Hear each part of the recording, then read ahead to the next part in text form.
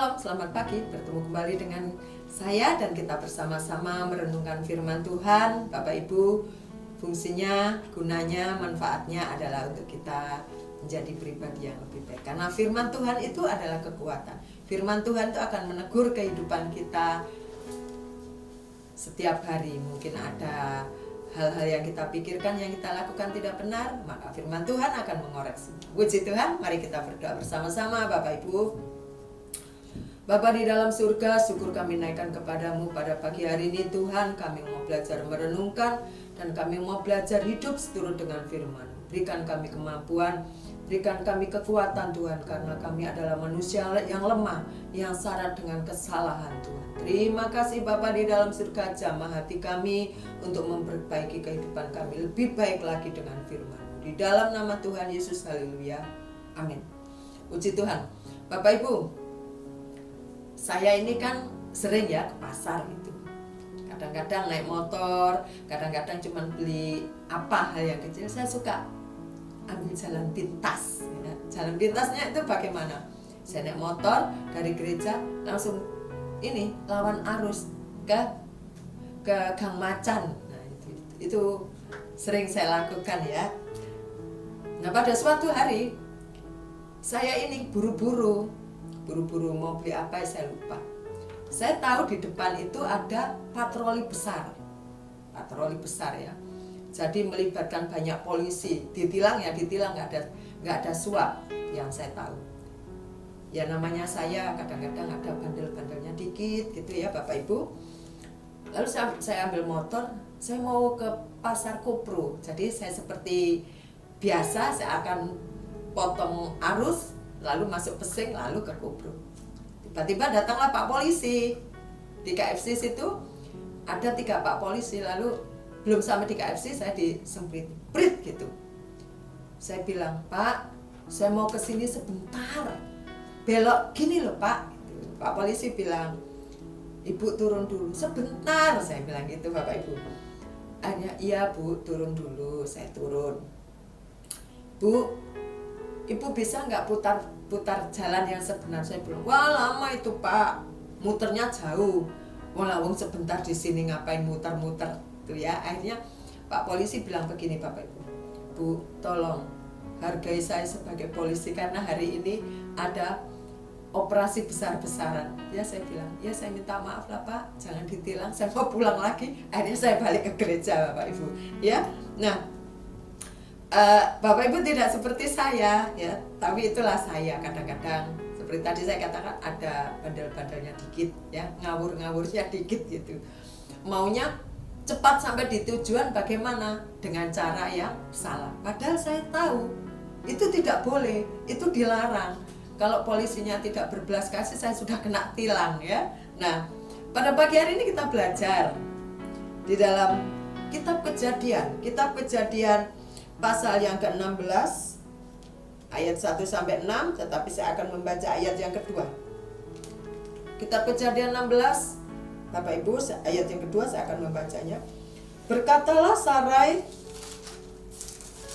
kepada Abram, engkau tahu Tuhan tidak memberi aku melahirkan anak, karena itu baiklah hampiri hambaku itu, mungkin oleh dialah aku dapat memperoleh seorang anak. Dan Abram mendengar perkataan Sarai. Puji Tuhan. Pada pagi hari ini renungan kita akan saya beri judul yaitu Jalan Pintas.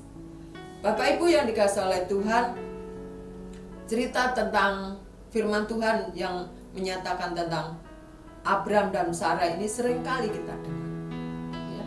Tetapi pada pagi hari ini tidak ada salahnya kita belajar lagi. Kita melihat di sini bahwa Sarah adalah orang Israel dan Hagar itu budaknya adalah orang Mesir ya. Sarai sebagai nyonya yang bermartabat, tapi Hagar sebagai budak atau pelayan. Budak tidak punya hak apa-apa ya. Kalau nyonyanya tuannya bilang A, B, haknya sudah tidak punya lagi. Nah, di dalam ayat yang kedua tadi dikatakan berkatalah Sarai pada Abram, engkau tahu Tuhan tidak memberi aku melahirkan anak, karena itu baiklah hampiri hambaku itu. Kalau kita melihat di dalam pasal 15, kalau Bapak Ibu sempat membuka di dalam pasal 15, maka di situ di perikop itu perjanjian Allah dengan Abraham, janji tentang keturunan. Jelas janji tentang keturunan. Berarti Sarah dan Abraham akan mempunyai keturunan, di mana Tuhan sudah berjanji tahun depan kau akan mengandung, ya. Nah, tetapi Sarah ini tidak sabar.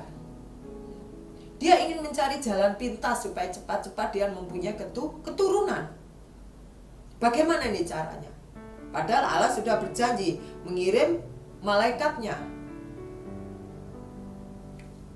Yang Sarah pikirkan adalah dia ingin mempunyai keturunan. Seolah-olah Sarah ini ingin membantu Tuhan, untuk Tuhan menyatakan kuasanya.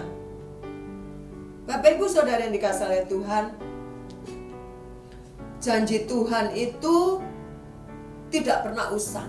Janji Tuhan itu tidak pernah lapuk, dan janji Tuhan itu tidak pernah meleset atau salah waktu. Ya. Tempo hari saya makan Indomie begitu, ya, tanpa sengaja itu dimasak saja, ternyata expired, nggak bisa dimakan. Harus ambil Indomie lagi untuk diolah lagi, dicek lagi, tanggalnya masih berlaku. Ya, itu makanan, atau itu kadang-kadang tiket juga bisa. Kalau kita pesennya tanggal 15 lalu kita lupa, kita lihat sudah tanggal 16, tiket pesawat atau tiket kereta api sudah angus.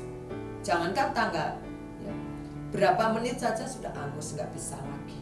Tetapi janji Tuhan bukan seperti itu.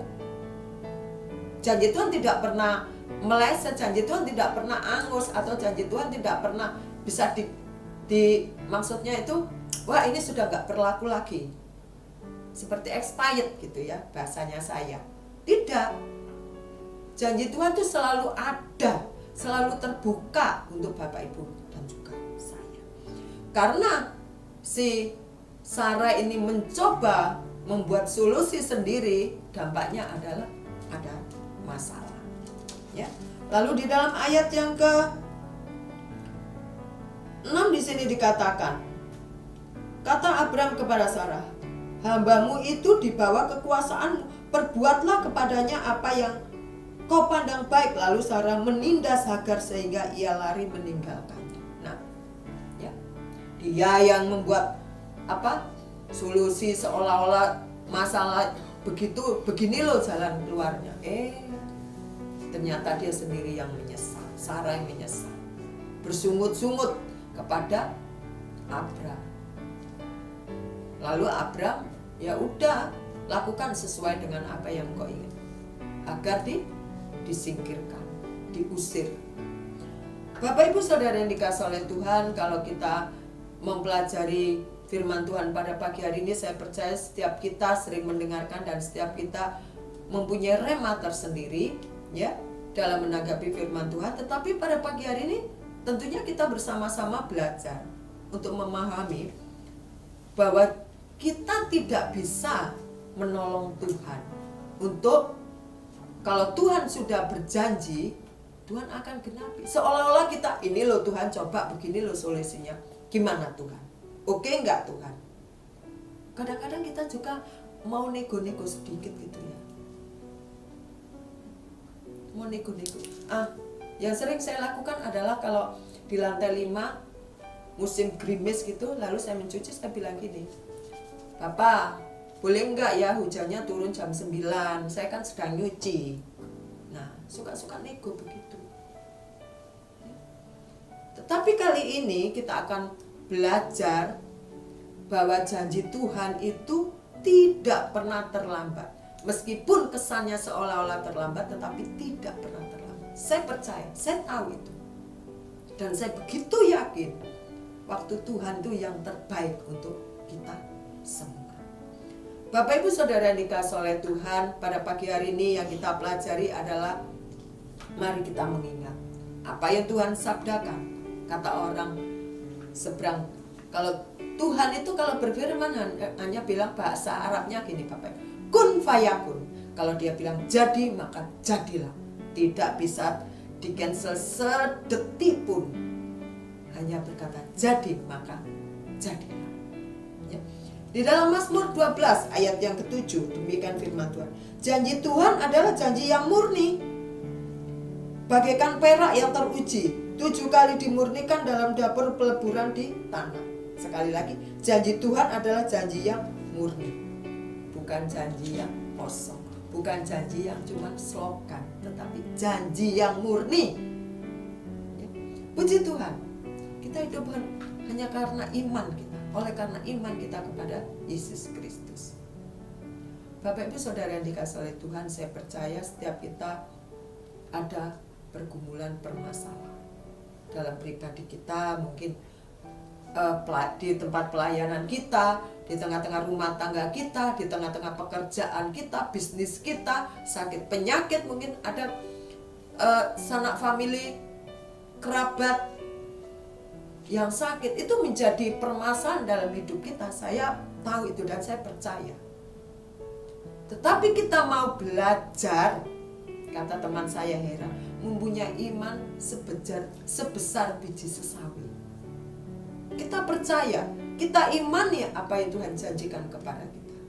Dan biarlah kita ini hidup oleh karena iman. Kata Rasul Paulus di dalam kitab Roma, hidup oleh iman. Dan iman itu indah. Amin Bapak Ibu.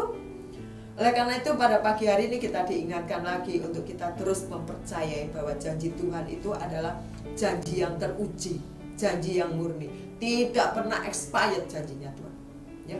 Kalau Tuhan, aku janji ini ya, mana ya ini sudah setahun ini janji Tuhan kok nggak terwujud-wujud ini ya, kok tidak nyata. Tuhan lupa mungkin. Tuhan mungkin janjinya salah. Tidak. Kita semua tahu itu dan kita semua percaya. Oleh karena itu, percaya itu mudah diucapkan, tetapi kita mau belajar benar-benar untuk percaya dengan maksimal, dengan segenap hati kita. Karena janjinya itu adalah ya dan amin bagi Bapak Ibu Saudara sekalian juga saya. Saya mau belajar itu dari bagaimana Bapak Ibu menyikapi janji Tuhan, dan saya mau belajar itu. Tuhan, Bapak Ibu sekalian dikasihi oleh Tuhan, biarlah pada pagi hari ini kita kembali diingatkan bahwa janji Tuhan itu adalah janji yang murni. Ya, kita jangan coba-coba membantu Tuhan dengan menawarkan solusi ini loh Tuhan, coba ini. Kita mau cari jalan pintas, ya.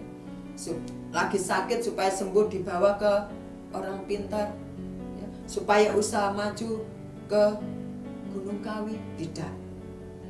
Tetapi kita bawa doa di bawah kaki Tuhan, kita serahkan, dan Tuhan akan menyatakan janjinya itu lewat mujizat, lewat kuasanya yang terjadi dalam kehidupan Bapak Ibu Saudara sekalian. Puji Tuhan Bapak Ibu Saudara sekalian, biarlah masing-masing kita memegang janji Tuhan, karena janjinya itu adalah ya dan amin dalam kehidupan kita sekalian. Puji Tuhan, mari kita berdoa bersama-sama. Terima kasih Tuhan, pada pagi hari ini Kau mengingatkan kepada kami, karena janjimu itu adalah ya dan amin Tuhan. Firmanmu itu ya dan amin Bapa. Firmanmu itu adalah mewakili pikiranmu Tuhan. Dan Engkau sekali-kali tidak pernah lupa akan janjimu Tuhan. Oleh karena itu, biarlah kami belajar untuk mempercayai firman-Mu. Kami belajar untuk mempercayai akan janji Tuhan. Kami mau Tuhan tetap setia, tetap taat kepadamu apapun yang kami alami. Karena kami tahu Engkau ada bersama-sama dengan kami, selalu menopang, selalu menolong Tuhan.